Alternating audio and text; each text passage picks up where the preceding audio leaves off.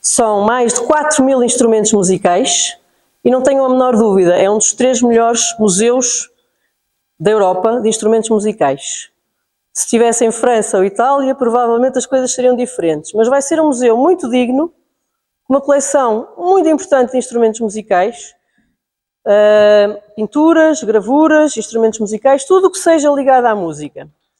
Estão convidados para, no próximo ano, não sei qual é a data, vou lá ter uma exposição sobre pintura e música, 3 salas dentro do Palácio de Mafra, em que vou contar a história da música em Portugal a partir da pintura, está bem? Dos retratos. Depois faço chegar aqui ao Dorindo e o convite é mesmo a sério. Não pagam bilhetes. Chegam lá e dizem, sou da Aldeia do Bispo, não pagam bilhete. Está combinado. Aqui está um bocadinho escuro, vou-vos pedir que façam o exercício de imaginar um bocadinho o que estão a ver. Quero agradecer a toda a Aldeia do Bispo, ao Sr. Presidente, está tudo em ordem, ao Sr. Dorindo, toda a gente. Eu explico como é que eu vim aqui parar, se calhar explico com esta notícia de jornal. Há cerca de 7, 8 anos atrás, era eu professora, como alguns de vocês aqui, e decidi começar um doutoramento. É quase impossível fazermos doutoramento e dar aulas de manhã à noite, porque quem é professor sabe como é que é, fim de semana corrigir testes, preparar aulas, etc. E decidi concorrer a um fundo, que depois aqui a nossa colega também irá concorrer, que ficou a saber hoje, que é um fundo do Ministério da Educação e da Ciência, que financia os projetos que eles consideram melhores. Ora bem, a probabilidade de nós ganharmos esse projeto é uma agulha num palheiro. Qual não foi o meu espanto, ganhei. Com um tema que é pintura e música, que eu achei, então ainda pior, achei que não. Viram potencial naquilo durante 4 anos. Percorri o país com uma máquina fotográfica, com um bebê e um marido, nem sempre, o marido pôde acompanhar, e foi ele até que descobriu esta pintura num blog. Porque 4 anos, como devem imaginar, para percorrer o país todo, mesmo que seja rápida, não dá, porque é preciso falar com párocos, é preciso falar com particulares, com geladores, a porta tem que estar aberta. Imaginem, saio da Aldeia do Bispo e vou para Évora. Tenho que aproveitar a viagem toda pelo caminho, porque senão vou gastar o dinheiro todo na viagem e é preciso que a pessoa que eu vou apanhar, imaginem, em Tomar, me abra a porta na segunda e depois na freguesia a seguir, na segunda à tarde, depois na outra, ou seja, não é assim, parece muito tempo, mas não é. Bom, resultado, mais de 6.000 pinturas fotografadas com instrumentos musicais, nota final, nota máxima, mas mais importante que isso foi descobrir pessoas e pinturas tão importantes em sítios que eu nunca pensei. Neste caso, tenho que agradecer também ao meu marido, que foi mesmo ele que descobriu, e à pessoa que fez o blog. Havia uma pequena imagem e ele chama-me a atenção e eu vim aqui. O Sr. Dorindo abriu uma porta, falei com o Sr. Parque, o Sr. Dorindo abriu uma porta, a Sra. Dona Helena Abrantes também esteve aqui comigo, fotografei a pintura, depois fui para casa analisá-la e não tenho a menor dúvida, é uma das pinturas mais importantes que nós temos no século XVIII. Agora vou explicar como é que a pintura chega aqui, quem a patrocinou, etc. Eu trouxe aqui algumas imagens desta minha viagem pelo país inteiro, incluindo ilhas, e ao longo deste trabalho fui falando com pessoas, algumas que sabiam um bocadinho mais de história da arte, outras que não sabiam ler nem escrever. E as pessoas que não sabem ler nem escrever às vezes sabem tanto ou mais de património do que as pessoas que têm, e digo isto abertamente, às vezes apanho alunos na licenciatura que nunca foram a um museu. Como é que alguém escolhe ir para artes ou património sem ir a um museu ou sem ver o que é na sua paróquia? Portanto, o mesmo se aplica aos músicos. Eu sou música de formação, há colegas meus de música que não vão ver o que é que os outros colegas estão a tocar. Coisas um bocadinho estranhas. Mas foi um gosto muito grande falar com alguns zeladores e algumas pessoas. Este caso aqui foi em Alvito, no Alentejo.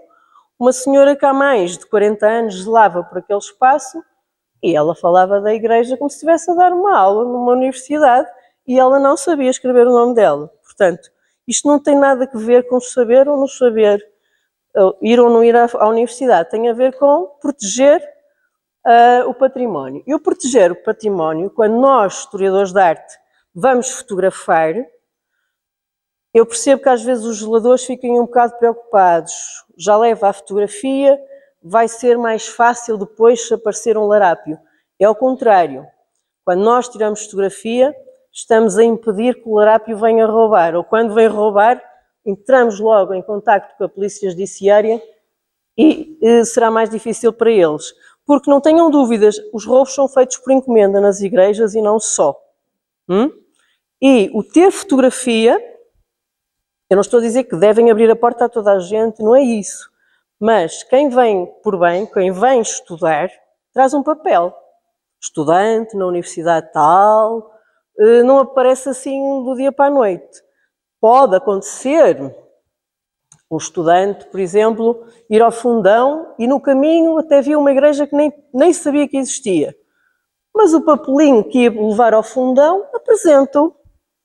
Estão a perceber onde é que eu quero chegar?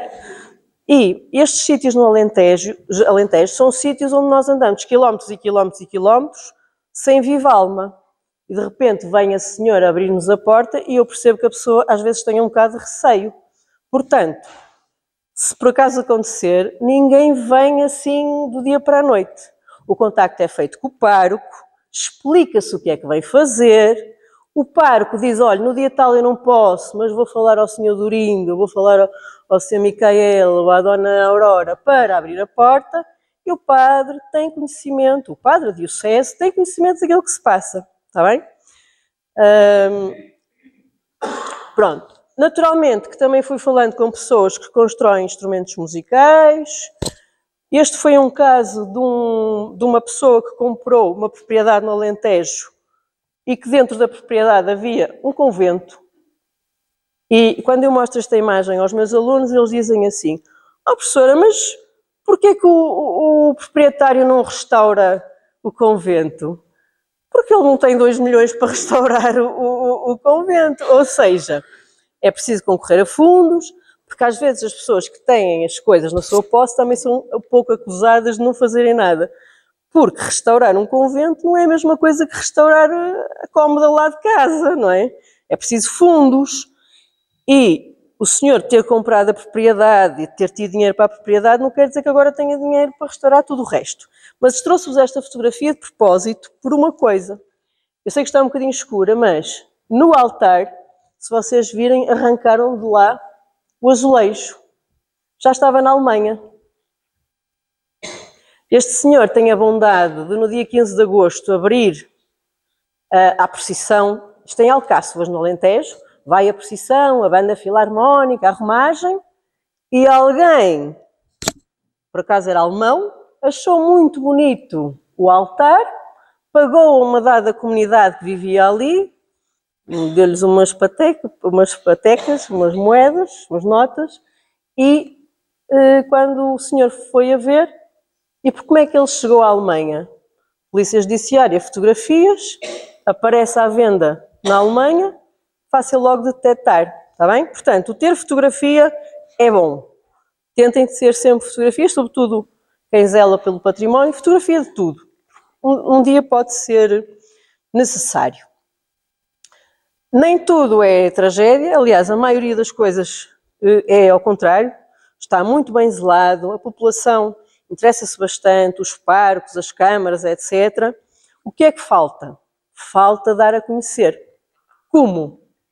Universidades, mestrados. Por exemplo, quem está aqui a estudar, quem é da Aldeia do Bispo, ao invés de estudar o Mosteiro da Batalha, pela 50ª vez, por que não olhar mais para o património que tem à sua frente e desenvolver? Por exemplo, agora em Guimarães, estamos porque eu faço parte lá dos Amigos do Castelo, conseguimos arranjar ali uma verba pequenina, mas para tentar ajudar alguém que escolha um tema de Guimarães que não seja habitual.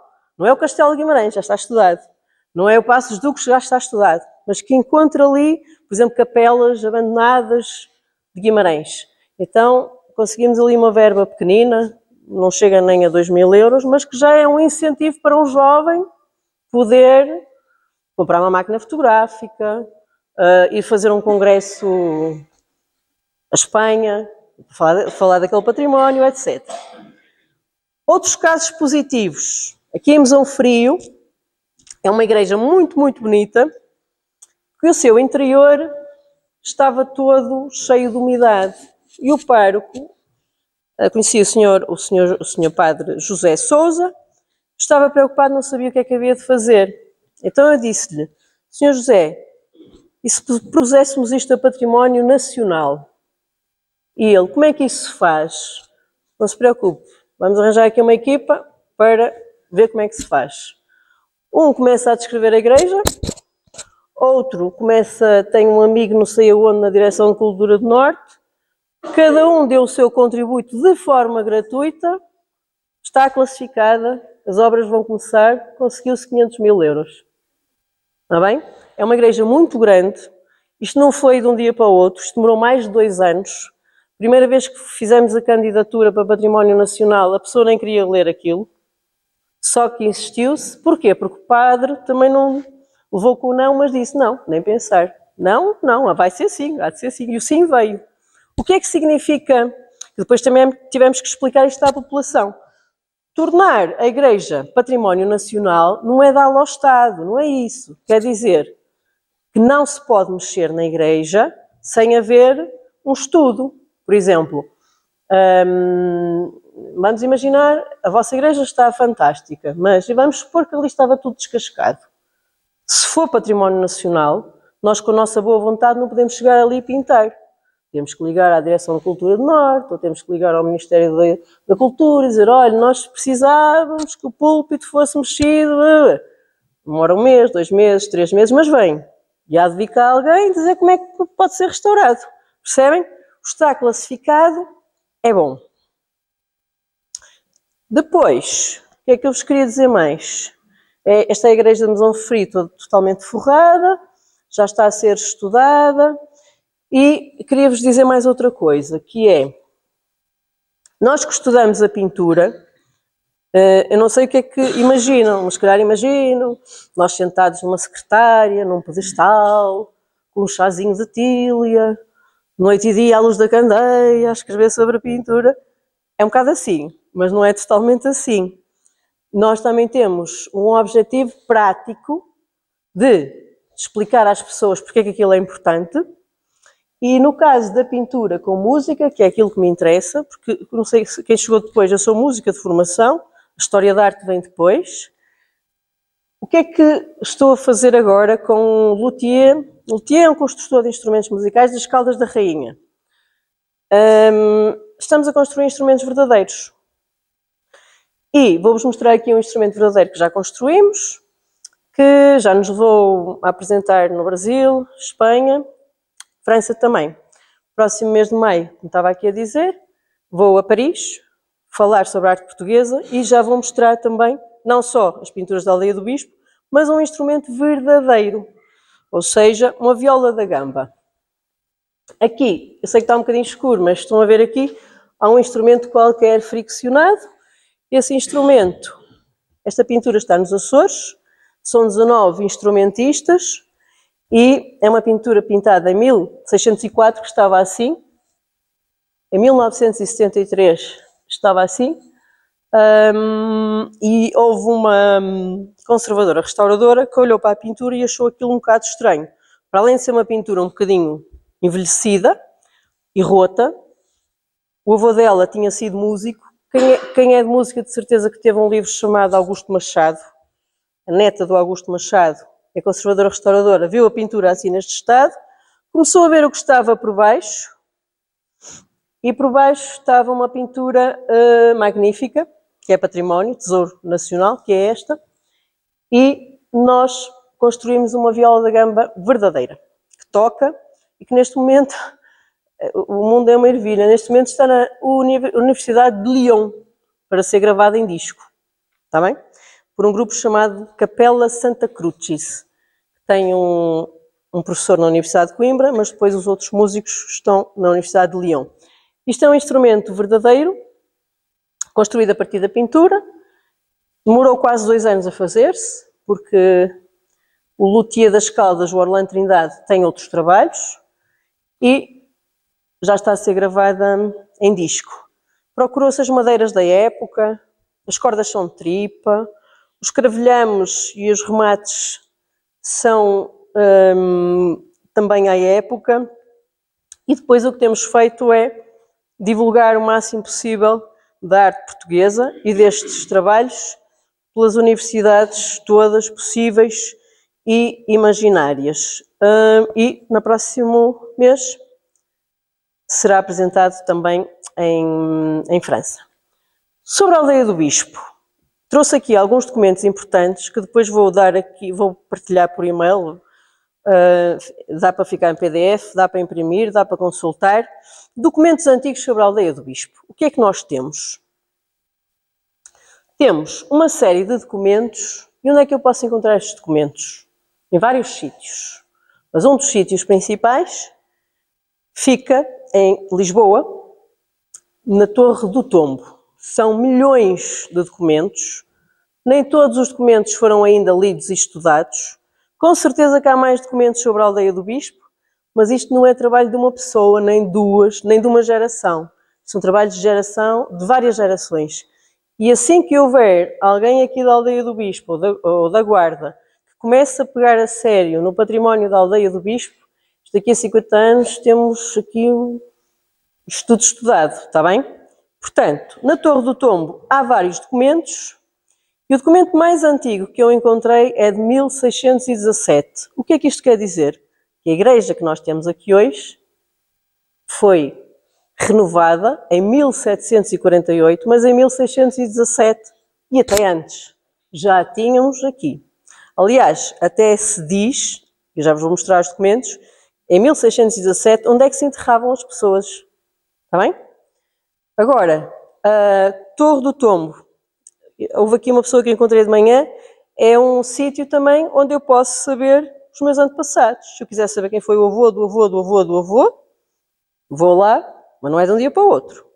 Não, não é, porque às vezes as pessoas ficam muito nervosas porque querem descobrir logo tudo. Isto às vezes pode demorar 10 anos. Depende se o documento existe ou não. Há muitos documentos que existiam que foram queimados, deitados fora. Outros, e não tem problema nenhum, acontece, estão em casas de particulares. Há uma freguesia, que eu não posso dizer qual é, onde os órgãos, os tubos do órgão estavam a fazer destacas de feijão. E a culpa não é da população. Nós temos que dizer à população que os tubos do órgão não é para estaca de feijão. Para estaca de feijão há outras coisas. Mas a culpa não é da população. Isto quer dizer que falhou tudo, desde a escola, a comunidade, falhou tudo. O património é para preservar, não é para estaca de feijão. Não é que uma boa sopa de feijão não seja boa, claro que é. Mas temos que preservar o património. Então, chegando à Torre do Tombo, tem para lá umas gavetas e uns documentos, alguns só podem ser consultados com umas luvas, e podemos saber os nossos antepassados a partir dali. Há muita coisa que já está digitalizada. Quem tiver habilidade para ir ao computador, tombo.pt, procura lá a Aldeia do Bispo e a partir dali consegue chegar aos seus antepassados. Mas um dos documentos mais importantes chama-se as Memórias Paroquiais, 1758. Então vamos ver como é que era a Aldeia do Bispo há cerca de 300 anos atrás. Uma das frases é muito frio o seu temperamento e cai aqui muita neve. Não deve ser novidade para vocês, não é? É um documento muito bem escrito, lê-se muitíssimo bem. Até tem umas florinhas pintadas à mão, para que gostava de se entreter a pintar. E diz assim, e isto também não é para... Há 300 anos era de uma maneira, o meu avô, por exemplo, andava descalço, não quer dizer que eu agora vai andar descalço. Há 300 anos atrás, vamos ver como é que era o altar. Diz assim, no altar-mor há uma imagem de Nosso Senhor na sua transfiguração. Ah, sim, senhora. Do lado do Evangelho, há uma imagem de Santo António. No lado da Epístola, há uma imagem de São Caetano. As 3 imagens são todas da mesma altura. Vocês vão ver que as imagens são quase todas da mesma altura. Depois, nos lados Existe ainda uma imagem do Espírito Santo, o pároco deveria querer ter dito da Santíssima Trindade, e do lado da epístola, a imagem de Nossa Senhora do Rosário. Eu sei o que é que vocês estão a pensar, o que é isto do lado do Evangelho, o que é isto do lado da epístola, mas eu fiz um esquema, está bem? Portanto, isto aqui é, quando nós na história da arte dizemos o lado direito e o lado esquerdo, não há que confundir, é sempre do lado de quem olha. Lado esquerdo, lado direito, está bem? Portanto, ali é o lado do Evangelho, ali é o lado da epístola. Do lado do Evangelho está correspondente. Do lado do Evangelho havia a imagem do Espírito Santo, que deveria querer ter dito a Santíssima Trindade. E do lado direito, refere a Nossa Senhora do Rosário. Se repararem ali atrás, há 300 anos atrás, era ao contrário. O Santo António estaria daquele lado e o São Caetano deste. Eu não estou a dizer que há 300 anos é que estavam certos. É o que o documento diz, está bem? Agora não vão apontar o dedo ao senhor pároco, não. Era assim. Era a história do meu avô. O meu avô andou descalço e não ando descalço, não é? Se calhar até faz bem ao pé, mas pronto. Outra coisa que diz no documento, há 300 anos atrás, é que esta igreja era tão magnífica, que a população à volta gostava de copiar o que havia cá dentro. Outra coisa muito importante é que havia um bispo em particular que gostava muito aqui da aldeia do bispo e da igreja. Aliás, vocês têm a Pedra de Armas, o brasão lá fora, que é o Dom Bernardo António de Melo Osório, que foi bispo da Guarda. A igreja não tem naves não tem nada a ver com nave espacial. Naves é corredores.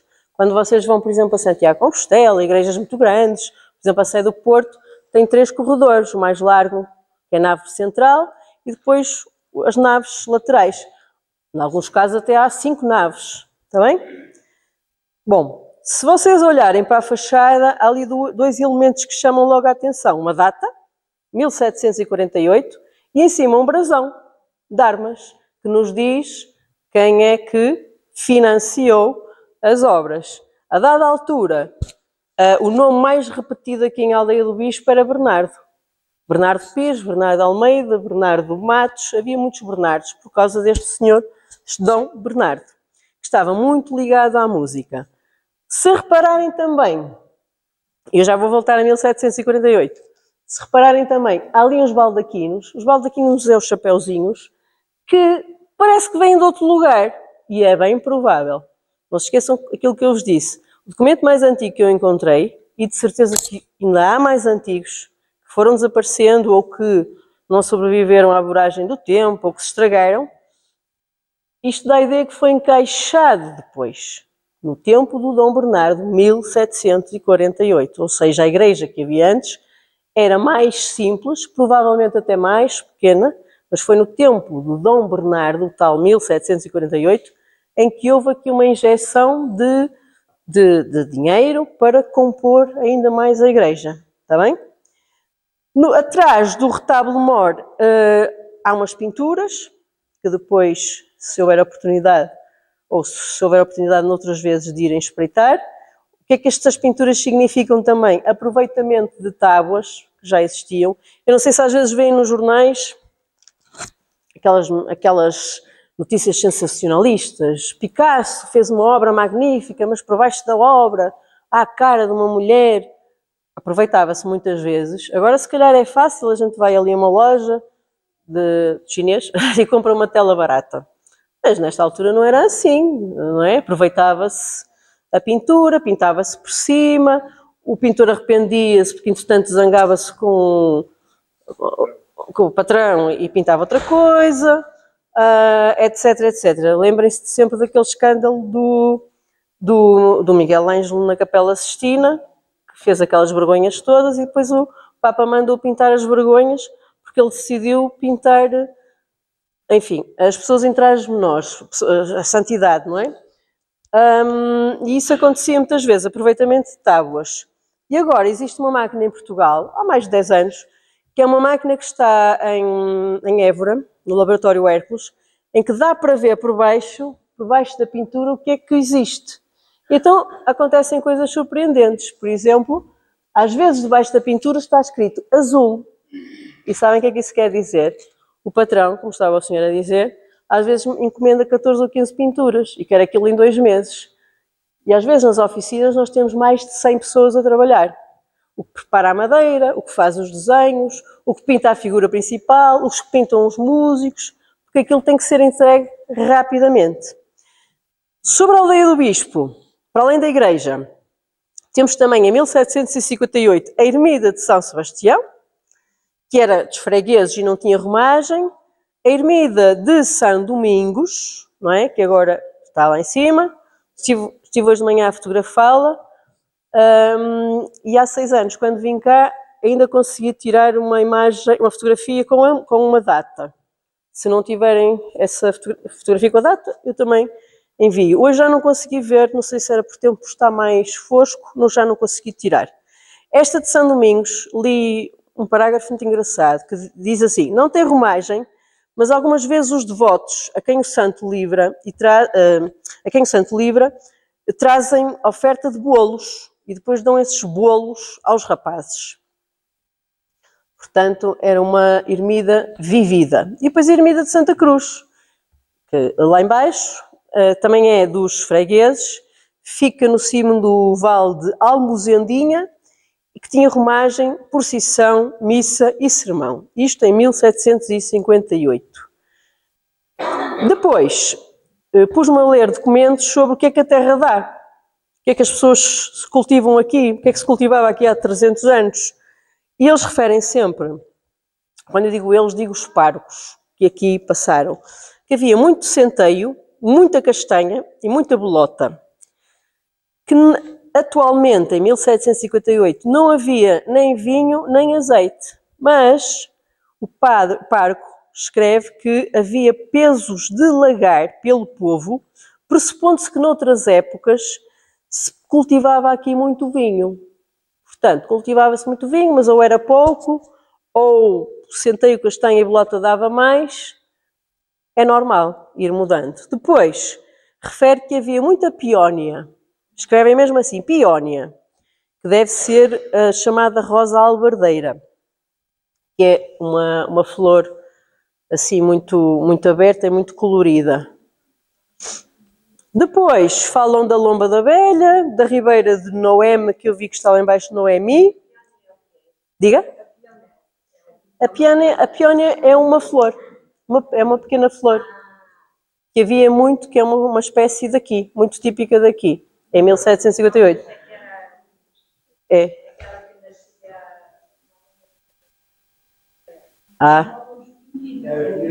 Pionilha.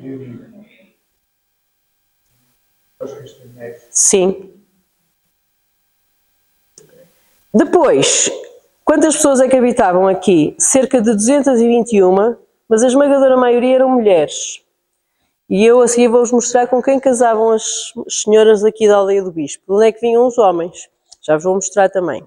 Orágua é São Salvador. Tem uma fonte de água boa, mesmo virada à nascente, ali no meio do lugar, que dá água no verão e é uma água muito fresca, e no inverno era muito fria, tão fria que até fumegava. Depois que havia uma segunda fonte, mais também no Povo, mas que no verão estava sempre seca. Com o terremoto de 55, parece que não houve aqui problema nenhum, nada abanou, tudo se manteve de pé. E este pároco diz que não há coisas de memória. Quando eles dizem que não há coisas de memória, quer dizer que não há casas brazonadas, palácios, castros. E ele não detectou nada disso. Pronto. Depois diz que não há feira, que o correio vem à segunda-feira e que quem quiser responder às cartas tem que fazer isso até quinta, porque na sexta de manhã o correio já segue. Depois diz que aqui não havia muito gado. Não havia muito gado porque era muito frio e não resistiam à neve. Fala da existência de muitos moinhos que moem até ao São João, ali junto à Ribeira de Noemi. Eu perguntei se ainda havia, atualmente, parece que há as ruínas, não é? Ruínas de moinhos, mas nenhum está de pé, não é? Depois, aqui está uma prova de que documentos se perderam.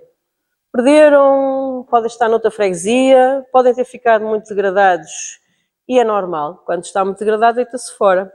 Aqui há uns tempos, na Torre do Tombo, encontrei um documento que dizia que em 1834 se queimou uma pilha de 800 pinturas no meio de uma praça.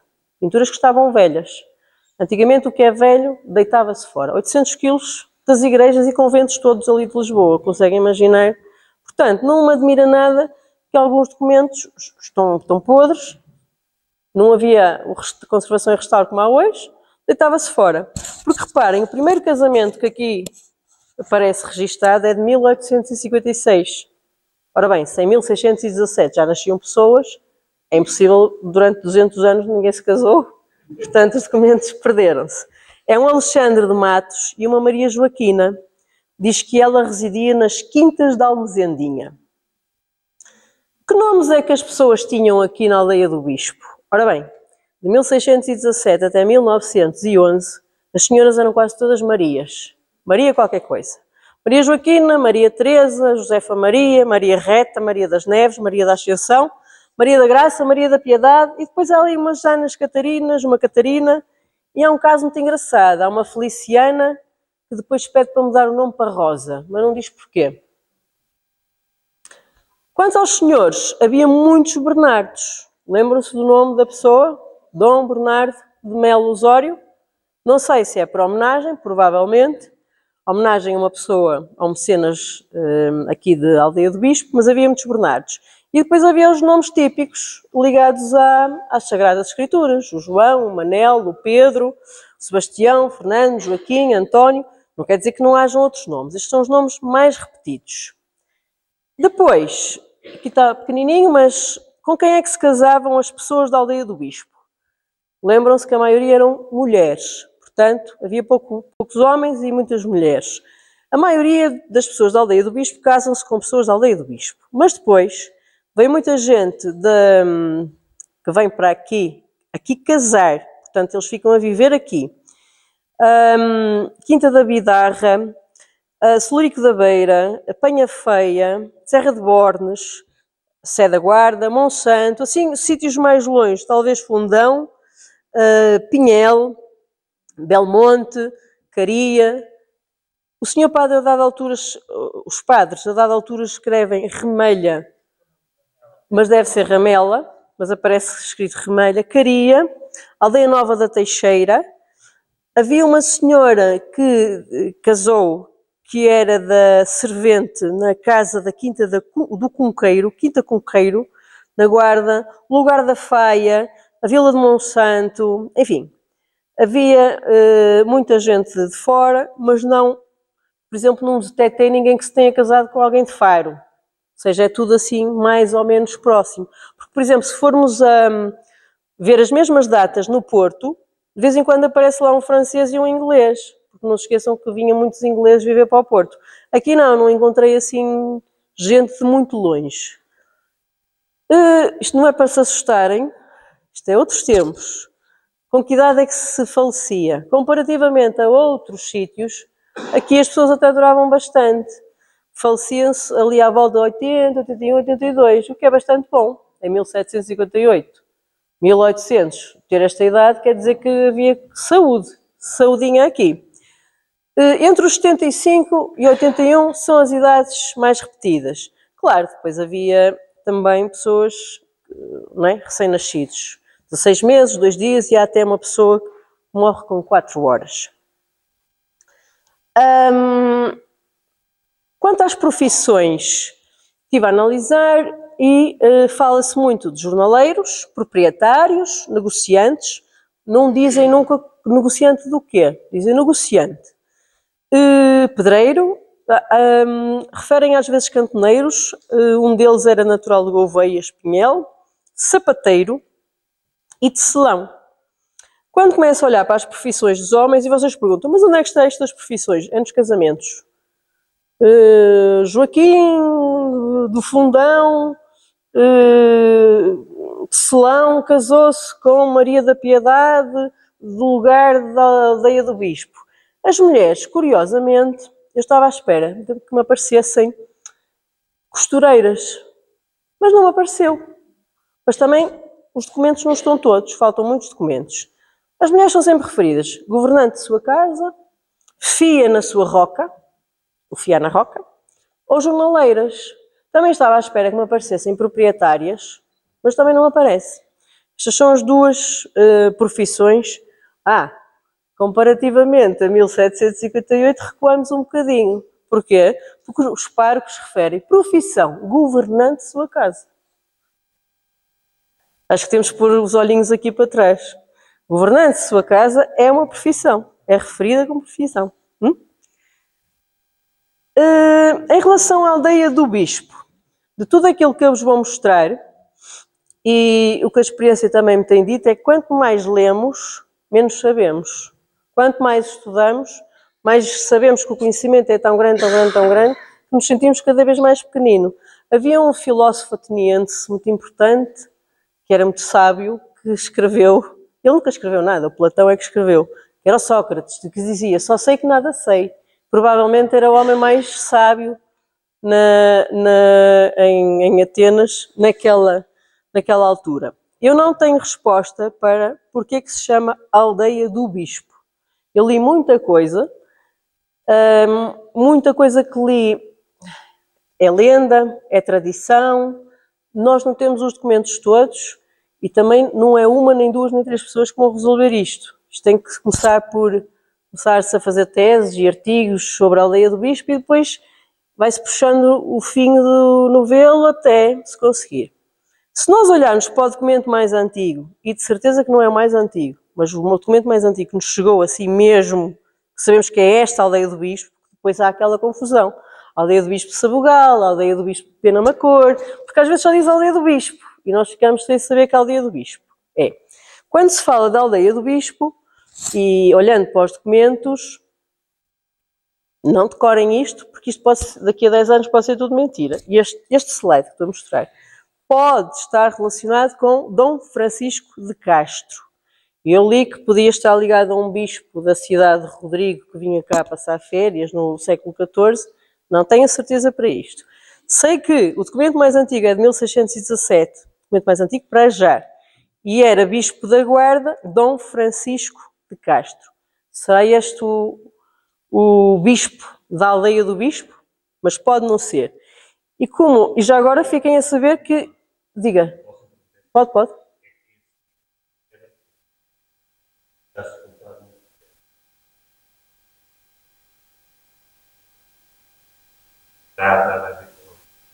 Pois. Isso está escrito? E estudado? Pois, é isso que falta. Que se cada pessoa que encontrou um documento, começar a escrever qualquer coisa, começamos a ter a história realmente feita. É isso que falta. Portanto, apelo a todos os que souberem um pouco mais sobre esta questão, que escrevam, porque não há problema nenhum. Se um souber de uma coisa, outro souber de outra, excelente, porque todos juntos, a trabalhar para o mesmo, é que temos o resultado final, está bem? Pronto. Depois, os documentos, alguns estão já digitalizados, vou-vos enviar o que encontrei. Se tiverem mais documentos ou conhecimento de mais documentos, partilhem, porque estes documentos, por exemplo, do nascimento, morte, batizado, a mim não me vão fazer falta, porque eu não estudo as profissões, não estou interessada, nem tenho tempo, só se tivesse 5 vidas, em estudar profissões, taxa de natalidade, mas provavelmente vai interessar a outra pessoa. Portanto, partilhem este tipo de informação para que seja mais conhecido. Em relação aos escândalos, não há muitos, não se preocupem, mas há um em particular que me chamou muita atenção. É que em 1758, também na Torre do Tombo, apareceu um documento, que eu penso que já tinha partilhado aqui, e que diz respeito a uma denúncia de que viviam aqui 12 feiticeiras. Não... 12, não era uma nem duas, 12. E eram todas mulheres, reparem isto. Eram todas mulheres. Aparecer este tipo de denúncias não quer dizer que fosse totalmente verdade, não era isso. Não se esqueçam do Santo Ofício, da Inquisição. Muita gente era acusada de coisas que não eram verdadeiras por causa da questão da presença dos judeus e dos cristãos novos e a acusação de sodomia, de heresia, de apostasia, etc. O que é que nos interessa aqui? É que realmente há um documento datado do ano de 1758, 5 de abril, e que diz assim, já agora, deixem-me só, antes de ler o documento, nesta era que nós vivemos da inteligência artificial e que vem resolver os problemas todos, e atendendo àquilo que vimos ontem vimos 2 documentários muito interessantes de saberes que acabam por se perder, falecendo aquelas pessoas, os saberes vão com aquelas pessoas. E um dos saberes que estamos a perder, com esta questão toda que estamos a viver, é ter pessoas que sejam capazes de ler a caligrafia, por exemplo, do século XIV, XV e XVI. Eu não sei se as máquinas vão resolver este problema. Quando nós deixarmos, nós da história da arte, arqueologia, gente das línguas, etc., deixarmos de ler estes documentos, o que nós vamos passar a ter é desinformação contínua. Porque nós temos que ler estes documentos, quando eles existem, para conseguirmos ter as informações corretas. E não quer dizer que os párocos não se enganavam. Às vezes enganavam-se. Não poucas vezes o pároco está a registar o nome da pessoa, põe, por exemplo, Amélia Pires, e depois rasura e escreve Pontes. Mas às vezes escreve-se mal e mantém-se mal, e depois quando se vai estudar a árvore genealógica é uma grande confusão. Mas o que é que diz aqui? No dia 5 de abril de 1758, veio à minha casa Maria Rodrigues, do lugar da aldeia do Bispo, que ficava na Guarda, e disse que ouvira José, criado de Bernardo Martins, volto a referir, há muitos Bernardos em aldeia do Bispo, nesta altura, e de Clara da Costa. Portanto, José trabalhava para o Bernardo Martins e para Clara da Costa, daquele lugar da aldeia do Bispo, e ouviu a conversa de que aqui habitavam mais de 12 feiticeiras. Resultado, não houve resultado nenhum, pelo menos não se encontrou, não se apurou se é verdade ou não, mas este documento existe e de tudo aquilo que eu pude ler, é o único escândalo, portanto vocês estão bem posicionados no que diz respeito às escandaleiras, não há assim nada de... Há histórias, sim. Sim, quer partilhar? Sim. Por exemplo, o meu avô estava para ir com uma porca com os leitões para o mercado e que a porca adoeceu. Ele foi à casa de tal senhora e disse: ó, tu pões-me a porca boa para eu levar para amanhã, ou então eu venho cá e parto tudo lá, assim, neste tempo. E a porca pôs-se boa. Resolvido. E essas coisas. Sim, sim. Portanto, 6 eram a favor e 6 eram a favor. Sim. Sim. Temos isto escrito, temos estas histórias, estas lendas estão... Era importante. Sim. Sim. Ruben. Sim, fantástico. Acho que temos que fazer essas recolhas destas histórias que são muito importantes, mesmo que se tratem de lendas ou não tem que ser tudo verdade. Estas lendas fazem falta e são importantes.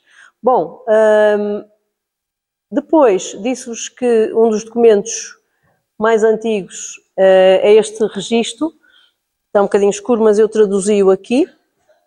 Em relação a este tipo de letra, para quem quiser começar a ler, não temos assim pessoas, temos pessoas jovens. Estou a dizer em relação ao bilhete de identidade, não temos assim pessoas todas jovens aqui, mas quem estiver a começar, na faculdade tem uma aluna com 82 anos, que em vez de fazer a licenciatura em 4, fazem 10, mas ela diz que agora tem tempo e não importa, há sempre uma idade para começar.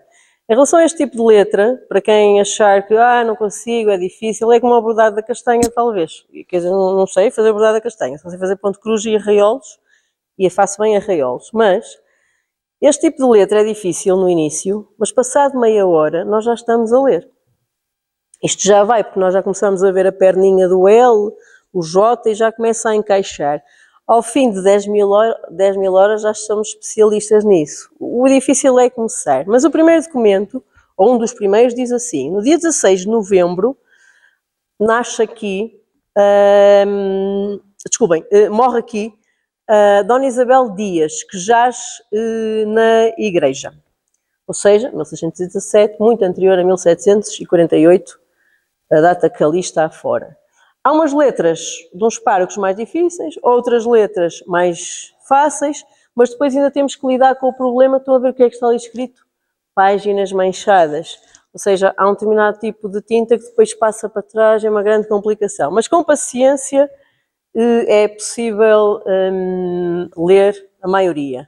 Quando olhamos para os assentos de óbito, ou seja, de pessoas que morreram aqui e foram enterradas aqui em Aldeia do Bispo, o que é que nós ficamos a saber? Pormenores. Por exemplo, fulana tal enterrada dentro da igreja de fronte do altar do Espírito Santo, fulano tal enterrado na quina do batistério da parede de fora. Ou seja, conseguimos fazer aqui um puzzle de onde é que as pessoas efetivamente podem estar enterradas. Junto ao cruzeiro, para o altar de Nossa Senhora, debaixo do caixão do Santíssimo Sacramento, sepultado dentro da igreja, junto do caixão de Nossa Senhora, sepultado no adro da igreja, 1881. Não foi assim há tanto tempo. Sepultado no adro da igreja, que de presente serve de cemitério. Enfim, há muitos registros com muitas informações. Trouxe-vos aqui outro brasão que está em Castelo Branco e que diz respeito ao financiamento do recolhimento de Santa Maria Madalena e que é atualmente, não sei se conhecem, o Museu Cargaleiro. Nós sabemos que este escudo é de Dom Bernardo António de Melo Osório, por causa das armas, do que ali representa, o timbre, depois o símbolo do bispo na parte superior. Mas quem foi este senhor? Ora bem, este senhor, ele é natural do Porto. Depois frequentou o Colégio de São Pedro dos Terceiros em Coimbra, foi lente de leis na Universidade também de Coimbra e era um homem que já vem de uma família fidalga. Portanto, é um homem letrado, é um homem com dinheiro, é um homem com bom gosto e, a avaliar pelo que aqui temos, era um homem que sabia muito bem o que é que era bom e o que não era bom. Porque esta pintura que aqui está não é de alguém que não sabe o que se passa no Porto, Coimbra. Não se esqueçam que no Porto, por exemplo, nesta altura, continuava a vir muita pintura de França, da Flandres, norte da Europa, para cá, e eles são muito bons. Aliás, a pintura a óleo foi descoberta ou foi desenvolvida pelos irmãos Van Eyck, no norte da Europa. Portanto, a pintura boa vinha de lá, tal como depois, mais tarde, o maneirismo vem da Itália, e ele, como qualquer pessoa que está num colégio, numa universidade, estudou música. Daí ele sabia muito bem, e há aqui dois pormenores neste quadro, que depois vos chamo, peço-vos para depois para virmos ver melhor. Eu tenho aqui 3 livros de música. Já viu? Há um que não se vê nada por causa da posição, mas há 2 onde está escrita musical. E muitas vezes a escrita musical consegue-se saber o que ali está. Eu já vos vou mostrar um exemplo. Este Dom Bernardo também está ligado a uma obra muito importante que vocês já conhecem, que é o órgão, que entretanto foi desmantelado, já só sobram algumas peças, o velho órgão da Sé da Guarda, que sobram 2 portas de armário, mas está ligado a outras obras e a outros órgãos. Dizer-vos também que no tempo deste Bernardo e pouco depois há muitas referências a músicos, nomeadamente a violeiros, e o que nós temos aqui representado, um dos instrumentos é a viola de mão. Não deveríamos chamar não deveríamos chamar por motivos óbvios. É o que a bibliografia e o que os documentos nos dizem. Não fala de guitarra, fala de viola, viola de mão. E temos muitos violeiros. E há um violeiro que é o Bernardo de Almeida. Bernardo outra vez. E que laborava e tinha oficina ali na Sé da Guarda. Em relação a esta magnífica obra, para terminar mesmo, nós conseguimos ver, não se lembram, naquele lado do Evangelho, lado da Epístola? Deste lado é Evangelho e Epístola. Só temos pintura num dos lados. Uma das possibilidades é o dinheiro a dada altura acabou, porque fazer a pintura e os douramentos não era propriamente uma coisa muito barata, e todos estes músicos aqui à volta representam isso mesmo, ou seja, tornar esta imagem da Santíssima Trindade um momento festivo, não é? A música vem tornar o ambiente mais alegre, mais dinâmico, mais festivo. Esta obra foi restaurada assim há não muito tempo. Este é um dos livros que nós não conseguimos ver o que é que ali está exatamente representado, mas conseguem ver com desenhinhos que tem qualquer coisa enrolada na mão. Pois era a batuta, não é? Se formos olhar para as representações do mestre de música, já agora fiquem a saber que a mais antiga representação do mestre de música está na igreja de Tesouras, no São Frio, e se olharem para os grandes compositores da época, como o Jean-Baptiste Lully, lá está ele, com o livro, com o rolo, com a folha de música enrolada, para, vamos ver, sempre a folha enrolada. Depois, este livro, esta folha, este pergaminho, tem música escrita. Com a passagem do tempo deixou de se conseguir ler, mas a tal máquina do laboratório Hércules, vamos ver se conseguimos alguma coisa, consegue ver o que está por baixo da pintura. Ou seja, antes de se pintar houve um desenho e por baixo da pintura pode lá estar escrito se é um hino, se é um salmo.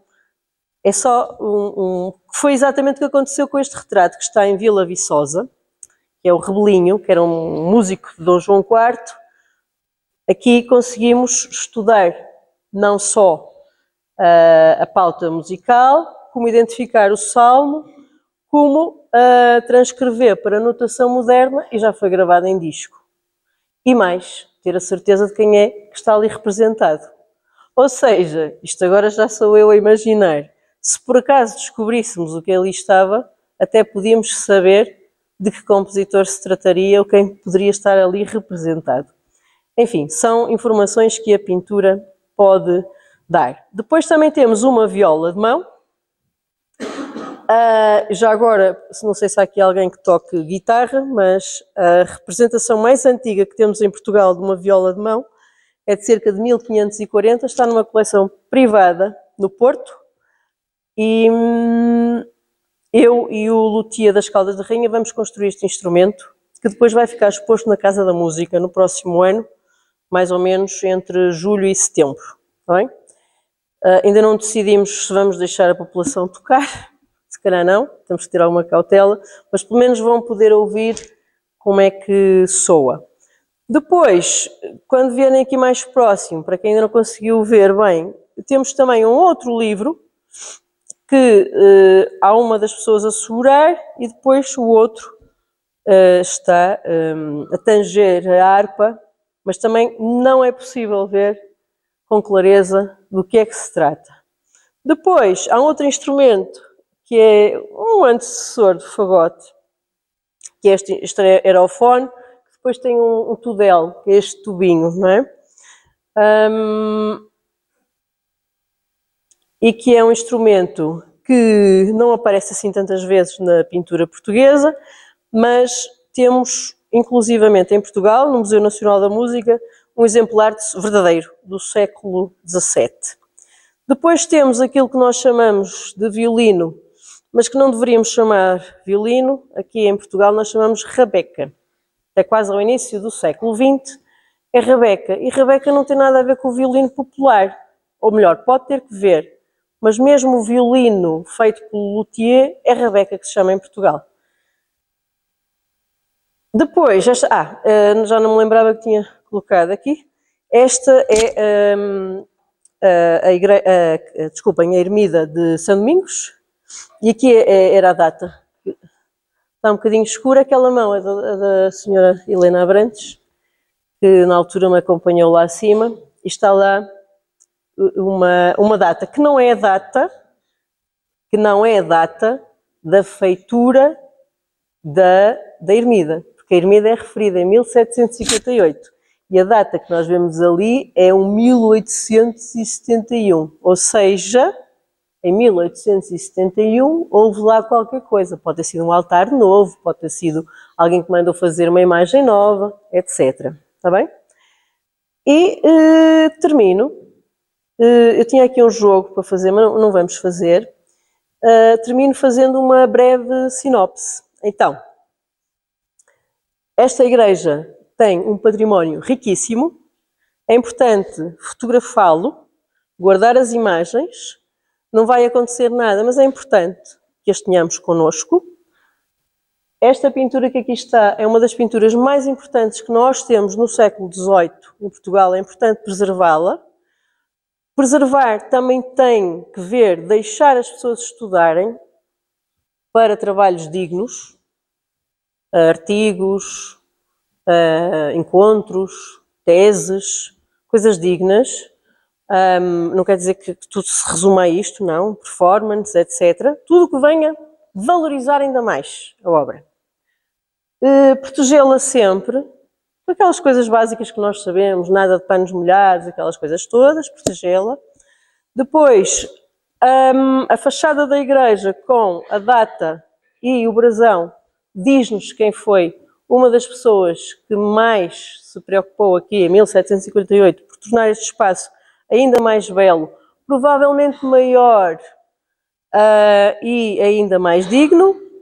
Por exemplo, uma das coisas que senti falta quando entrei aqui, fiquei curiosa, como é que Dom Bernardo, tão ligado à música, tanta representação de música, onde é que está o órgão?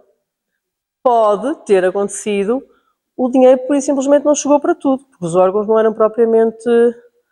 Mas também podia estar na mente de Dom Bernardo querer fazer um órgão, porque ele estava ligado a famílias muito importantes e ao órgão da guarda, etc., e depois não se deu continuidade porque o dinheiro foi necessário para outra coisa.